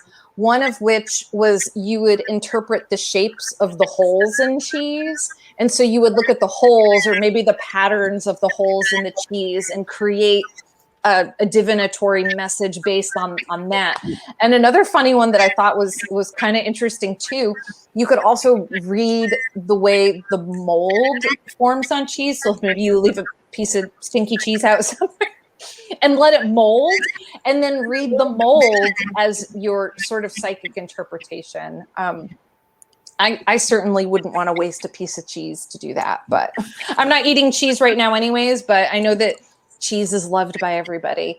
Yeah, cheese spread divination. Cheese is good. Cheese is good. Cheese spread divination. I want to try that. Yeah, I know. You could always, and see, you're creating your own divination. So you might do cheese whizomancy, where you get cheese whiz, and you close your eyes and you ask a question, and you spray it all over a cracker, and divine the shape that it makes. Definitely. I noticed in the Ogham Druidic and Celtic Studies, your sections that you talk about. I'm trying to understand that. I know I've heard of that. I know I have one oracle by that Philip Cargam guy that's real cool. It's like this Druid animal oracle that's really nice that I love. And I guess, how do you use that for divination? It's based on different trees, right? It is and it isn't. It is. They're based on different. It's very it looks almost similar to runes, doesn't it? But it's a completely different system. Each of the symbols, yes, they represent a tree, and they all have their own divinatory meaning. And there are different ways that people read them. A very common one is people will carve the symbols, each of the symbols, into a stick. And we're circling back to Etsy and our small shops. But there are some really cool kits of the Ogham. Some people call it Ohm. Sometimes my pronunciations aren't as good, especially in the middle of Mercury retrograde. Exactly. But you can get Ogham kits where they actually have this specific type of wood used for each of the the woods. And so people will take them and some people will keep all the sticks in a bag and pull maybe one out a day and read that message and go, okay, well, I got the ogum that represents Rowan. So that means today I have to, try and stay grounded. I have to use common sense. I have to be protected. That's one way of reading them. I don't have a really fancy proper ogum kit. I think it's time for me to go on Etsy and probably get one of the ones that somebody hand makes with each of the different unique types of wood go along with each symbol. But I painted each of the symbols on little discs of birch wood because I really like birch. I think it's pretty. So yeah, it's a really pretty one. Check those out Yeah. on Etsy. I'll have to check that out. Wham, anything you want to ask about from the book? I've already asked about stuff from the book. I did that while you were gone. Yeah. We talked about all kinds of stuff. I know. Let me think. I'm still thinking about paranormal stuff, I'm afraid. Now that we've gotten all into paranormal stuff. We could go there too. Well, I guess what it is I think it's really interesting the kind of overlap between these divination techniques and the paranormal, because what we're really talking about are communicating with beings and realms that we just simply don't see with our eyes, or that we don't immediately perceive with our with our senses. And divination, it seems to me, is a way by which we sort of open ourselves up to those patterns that allow us to kind of let information that's obviously there already, it's just sort of there, but we're not immediately perceiving it. And so we use these tools, to make contact or to make sense of the patterns. But then when we are studying paranormal stuff, we're also looking for patterns. We're looking to try to understand what it is that is appearing to us. Wow. And I've often wondered, although I have not done this, I've often wondered whether it might not be possible to use divination techniques with, to find Bigfoot or to find UFOs. That's a great idea. I mean, I know some people, they'll channel like aliens or whatever, but but I don't know whether those are really aliens or not. I mean, who knows? But I mean, I do know that I have known one investigator that would use a pendulum. Yeah. Or these are the other ones that people use too, the dowsing rods. To try to find places of, like if they were doing a survey of a place where like Bigfoot or like a haunting had been, or UFOs had been seen, that they would take things like that. Like this person I know uses a pendulum, and they would go out and they would see whether there were some areas where the pendulum would very specifically react in certain ways and start there, which I always thought was really interesting. Yeah. And so there's obviously an overlap here. So, yeah. And to your point too, one thing that I think is really interesting is that divination doesn't necessarily just have to be fortune telling, as in we don't need to use divination simply to say, this is going to happen to you at a future time. So I really always like the idea of exploring how can we use divination for things other than this is when you're going to go on a date. This is when you're going to make money. This is when you're going to get a job. Like, let's look at ways of using divination to take a deeper dive into the world around us right now, to seeing beyond the five senses. And so I love the idea of using different divination techniques with paranormal investigations, to your liking, to your comfort level as well, I should say too, because there are some people who may not feel comfortable doing that. Well, right. Exactly. But I like the idea of why not go out in the woods and draw some cards to say, is there a Bigfoot here?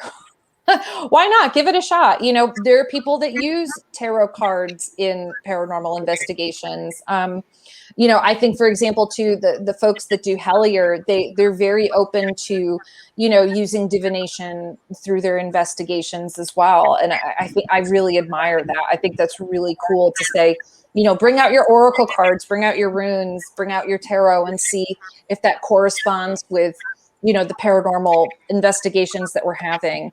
Why not? I like to use tarot for things, even like spirit of place, like what is the energy of the area that I'm in?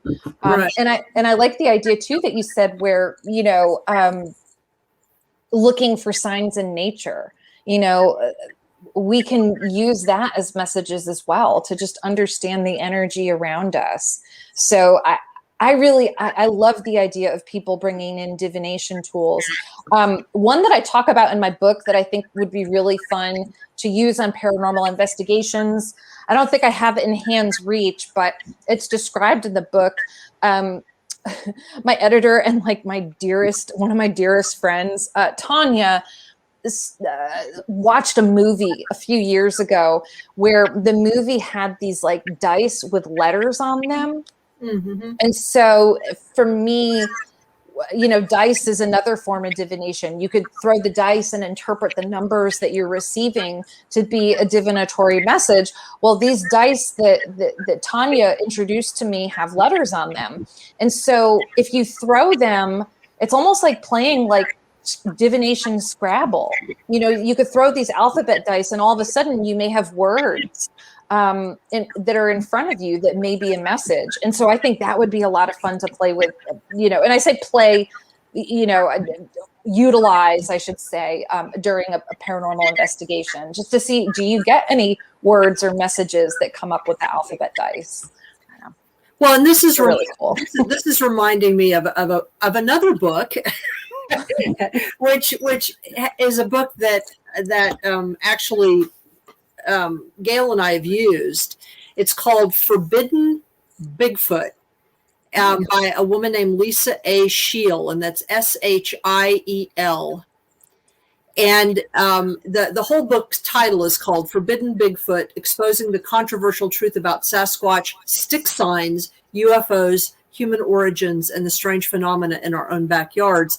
This woman describes a phenomenon that does occur a lot with people who have like regular encounters with Bigfoot, like on their properties, that they will often report that they will find sticks that have been laying in these odd patterns where they obviously could have fallen that way, and other little things like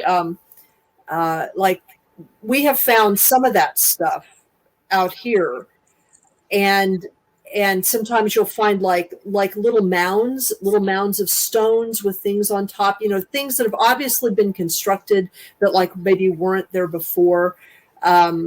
We've had, she also describes very clear instances where her horses' manes and tails have been braided,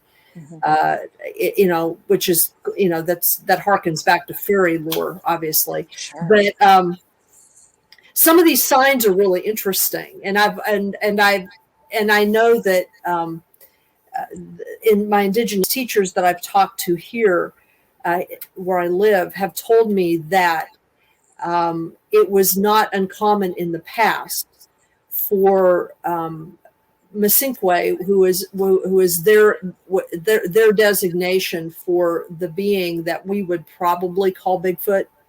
Okay, obviously they see that entity a little differently, but Masinkwe and then Pequodjij, who are the little people. Oh, I'm sorry. Hold on. I've got to go now that I've mentioned them. I have to go do a tobacco offering. You're not supposed to talk about them in the summertime, but it just comes out because I'm white and I forget. Um, but they would leave little signs like that at different times. You know, the little sticks and the little and they meant things. And according to my teachers, they knew at one time what those things meant, but they don't really know so much anymore what they mean. You know, some of that knowledge has been lost. And but the fact that some of that stuff is showing up again, I find really interesting. You know, Yeah, and that's so fascinating. You know, wow. Yeah, leaving the offering sounds like a wonderful idea. And I wonder too if there's a way that you could engage in a conversation, you know, through those symbols. Like what happens if you leave an offering and then you receive a sign or a message? I don't know. It's like what my indigenous teachers tell me is that you're really not supposed to engage them. Oh, okay. And the reason why you're not is because that was something that specialists did, you know, people who specialized in doing that. That's what they would do. And because it's really difficult for people who are not specialists to know the good ones from the bad ones, because the bad ones will talk to you the same way the good ones will. And so we can't really tell the difference. So, so they sort of like warn you against it. Like, don't do that. And it's not because I'm white. It's because they won't do it either.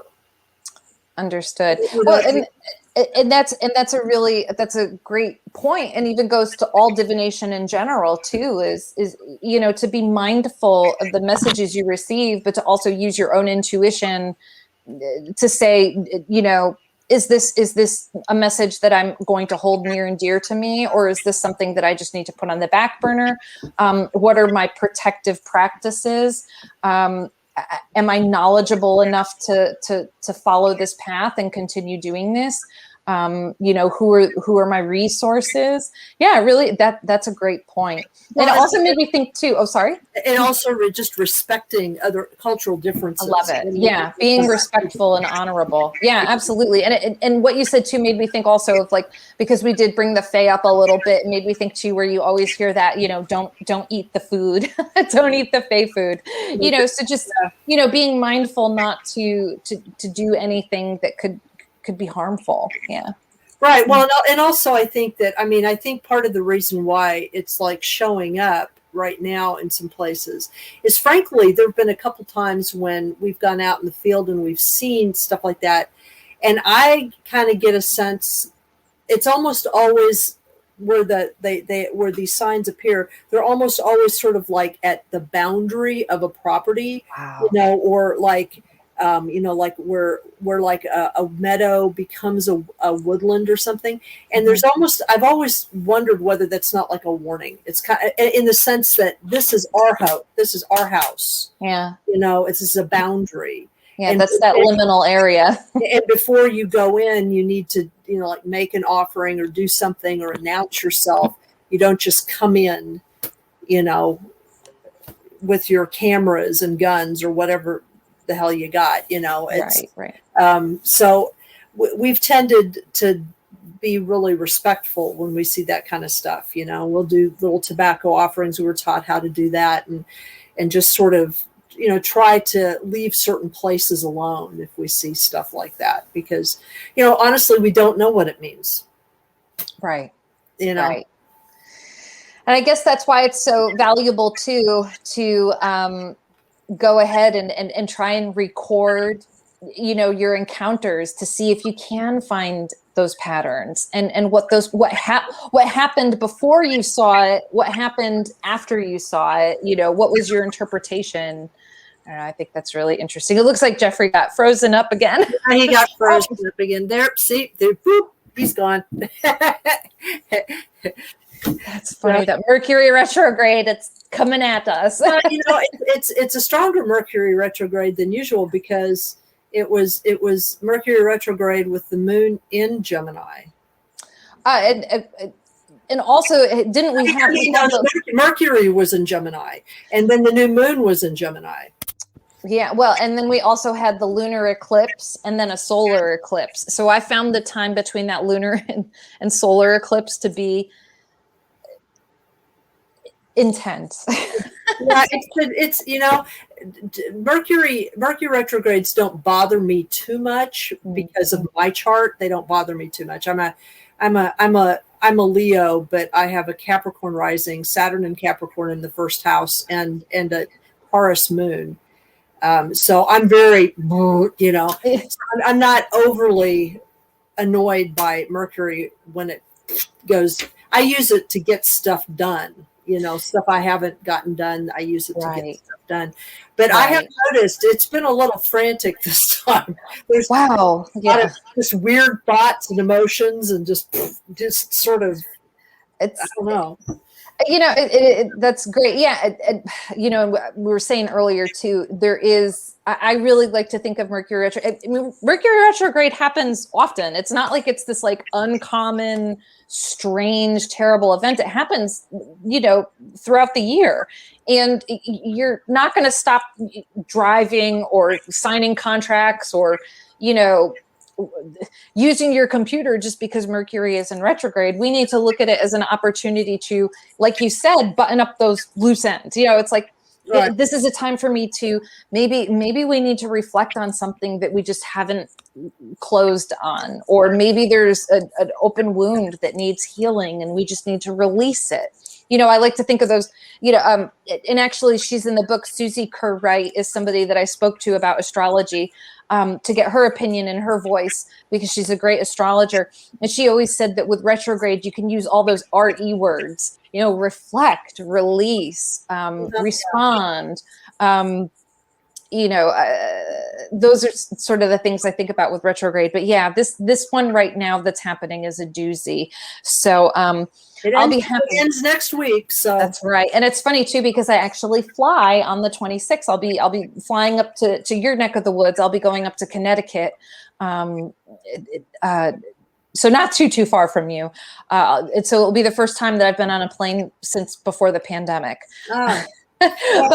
It's good that you're going after it goes direct. So yeah, it is. And I've been vaccinated, so I'm not too anxious, but I've always been a nervous flyer anyways. So I'll take lots of deep breaths. I'll probably get some Pinkberry when I stop over in Baltimore to have something satisfying and soothing for my flight up through New York and into Connecticut. So where are you landing? Bradley. I go into Bradley, okay, that's not bad. Which is great too, because they have all sorts of like Hartford Whalers stuff and the gift shops there, which I think is super cool. And and my family lives right outside Hartford. I'm looking forward to my journey up there this time. I'm going to be visiting Gunji Wamp in Groton, Connecticut. Oh, yeah. And then I'm also going up to America's Stonehenge. So I'll be seeing that as well. I really like to visit sacred sites. And so that's really, really special to me. This is my second visit to Gunji Wamp and my second visit to America's Stonehenge. So I'll be interested to see what is it that I pick up on intuitively visiting a site for the second time. Maybe thinking, the spirit of place is more familiar with me now that I'm there. I've returned, like, I legitimately want to understand what's going on here. You could talk to me now, that kind of feeling. And maybe when I visit there too, I'll bring the dowsing rods or I'll bring a pendulum. I think it might be interesting. Even I bring tarot with me to sacred places too, and like to pull a couple cards to see, what conversation comes up from the cards in response to the different locations as well. So it might be fun to see what happens at Gunji Wamp, because it's such a mysterious location. Yeah. Well, if you ever decide you want to come up to Hudson Valley, just let me know. I know where all the good spots are. And the book sort of talks about all the different types of. It's kind of a survey book. It talks about all the different kinds of experiences, and a lot of the various locations where these things repetitively occur, and it covers it's got like a timeline in the back that covers about the last 40 years. Wow. And how these events have sort of overlapped. Like maybe at one point, in one part of the valley, there was one set of things going on, but then at the same time in another part of the valley, this stuff was going on, but nobody knew that the two different things were going on, like UFO flaps and Bigfoot things, but they're happening about the same time, but in different places.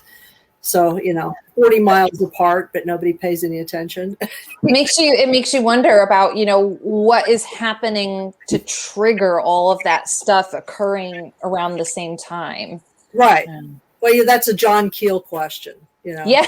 So let's see, we're at 9:52. So normally what Jeffrey does at this time, because the show basically ends at, well, I'm at Eastern time, so I guess it's 8:52 to you. Is that he always asks, okay, so where can people reach you? Do you have a website, author's page? Yeah, sure. There are a few different places. If you're a social media person, I'm the most active on Twitter, and you can find me. My name there is Kiki D333. So that's a great place if you want to connect with me on social media. If you want, you can also find my website, kikidombrowski.com. If the name is too challenging to spell, just Google Kiki Tarot, and I tend to come up right at the top of the search. And I also have an author's page now. I built an author's page on Amazon. So if you're an Amazon shopper, you can follow me and see what I'm up to. I have some more projects in the works. I have a lot of writing projects happening. So you can follow me and keep up with the stuff that comes out. I think those are probably the best ways to reach me. And if you go to my website, Kiki Dombrowski, you could find all of my, social media. I'm not even on Pinterest. Like, you can find me anywhere. But, and if you find me on Facebook, please, send a friend invite. Just let me know how we know each other. Like, hey, I heard you on X, Y, and Z, I met you at something, just so I know. And yeah, you could email me anyway through kikidombrowski.com. So yeah. All right. So those are all the places that you can be gotten. So I'm waiting for Joe he's going to pop in here at any moment. And then he'll be able to wrap us up, because there's some kind of thing that you're supposed to say, that this is Church of Mabus, blah, blah, blah, blah, blah, blah, which, of course, since Jeffrey always does it, I have no idea what it is.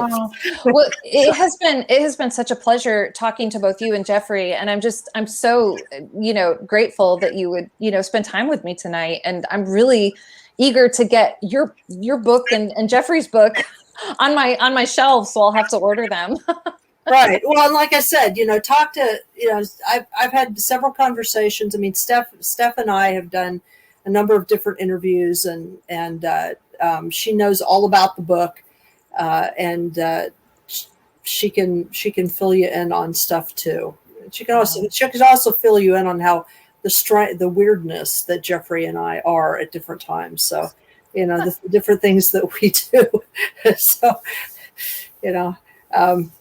but it's been good to have you on. So I'm glad that you are a your Leo-ness, your Leo ascendant is a presence in the room.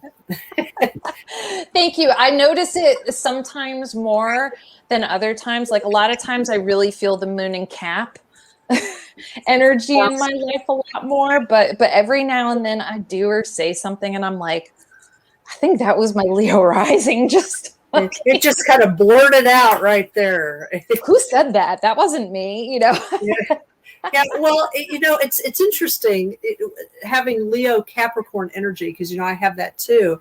Yeah. Those are two really interesting energies, because you would think, the Sun and Saturn, that they would be really opposed to each other in certain ways. One is the ultimate expansion, or an ultimate expansion. One is contraction. Right. But the thing that they both share is this sort of sense of dignity. Absolutely. And you need expansion and contraction to give birth, right? So yeah, you need a little of both. But yeah, I love that. They are truly dignified. Yeah, they both are really concerned with dignity. So you don't want to humiliate them. No, absolutely not. Yeah.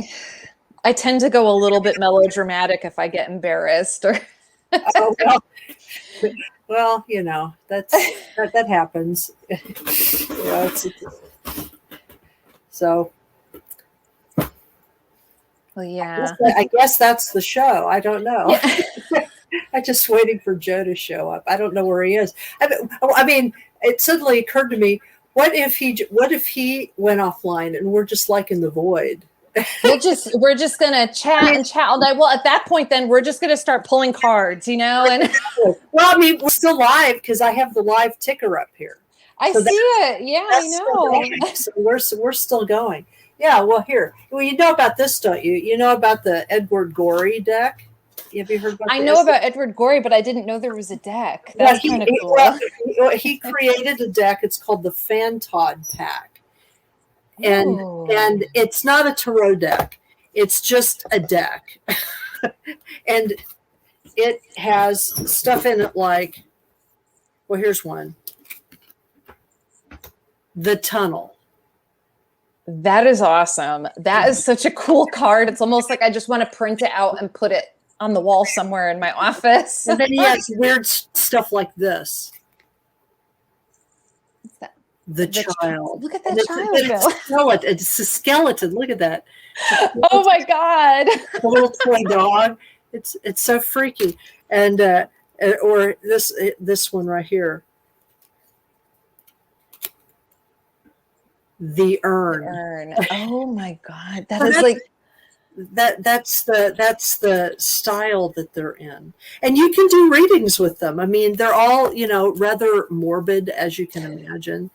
Rather morbid and kind of odd. And then there's this other deck. I like to collect weird decks, just stuff that's off the wall. There was somebody that sort of as an art project, I think you can find this online.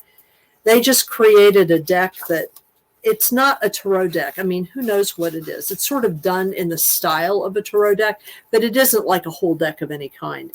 But like, here, I'll show you one. Here's one. The molar beetle. I mean, it's a really cool picture. That's an awesome illustration. I know, but see, look, that's a molar up there. That is so weird and cool. There he is. There he is. Yeah, and I love oracle decks, not only because it, excuse me. I mean, like the illustrations are so fascinating and so interesting. Oracle decks are such an inviting way for people to get into cartomancy, right? Exactly. Whatever, like if you're a little intimidated by tarot, which I think everybody, no matter how long you've been reading, it could feel overwhelming. Like you could get an oracle deck on any topic and just really, and I think this is important too, divination doesn't always need to be heavy and serious and foreboding. You can enjoy yourself with a good reading. Look at that. The fallen moon. That's almost like Monty Python-esque. Yes, except they're very strange, and they're not like in any particular. Oh, this one is bizarre. I have no idea. Angel stomachs. I mean, what would you tell somebody if they got the angel stomachs for a reading? I guess it would be like, I wonder what that would mean. Like it's time to buy Pepto-Bismol. Could you say butterflies in your stomach? Drink more water. Or this one, the Cloud Doctor. Oh, he is creepy. Ooh, I don't like him at all. Yeah, isn't that weird? Yeah, see, they're just odd. They're just really odd. I have another one it's done in the form of like a playing deck, not like tarot, but but it's all based on, it comes from Germany, and it's all based on industrial things. Wow. So, like a blasted, wasted industrial landscape. So it's like towers, like the factory towers. It's creepy too. Let's see if I can find it here. I'm just waiting for Joe to close this down. Here he is. Here he is. Yeah, I'm a close y'all. I'm a close y'all out since y'all's host disappeared. And would you do the official closing too? I will. I will. Y'all have been listening to Church of Mabus with Jeffrey Pritchett and Wham and our lovely guest here. Guys, don't forget, coming up next is what are we on tonight? Oh, Science and Beyond. On tonight, I have John and Emily Goodwin. We're going to be talking about Writers of the Future. Also, we have 3 shows up for People's Choice Awards. So we'll be discussing those 3 shows tonight that are all up. The reason we're bringing them up is voting starts at the end of the month, so people get out there and vote. I know the Centralist is up for it. The Outer Realm and Writers of the Future are all up for awards this year. So be sure to check that out. But on that note, I'm going to let y'all get out of here. Remember, people, y'all are listening to Church of Mavis tonight. Everybody, you got anything else? Good night, guys, and stay tuned for the next crazy people. Be in touch.